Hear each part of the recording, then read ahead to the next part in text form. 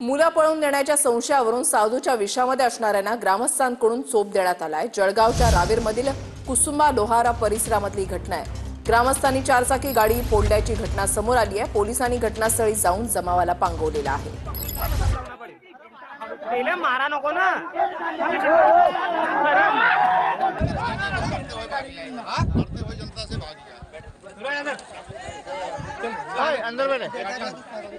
परसों भी आए थे, आज भी आए।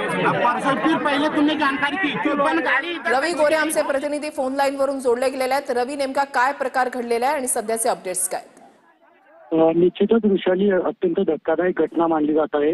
रावेर तालुक्यातील कुसुंबा लोहारा परिसरामध्ये साधूच्या वेशामध्ये असलेले दोन संशयित हे जडीबुडी विकत होते आणि काही संशय आला त्यांना, नागरिकांना संशय आहे वरून मुले पळून येत असल्याचा संशय त्यांना आला। नागरिकांनी थेट त्यांना बेदम मारहाण केली, त्यांची गाडी फोडली। त्यामुळे मोठा गोंधळ या ठिकाणी पाहायला मिळाला।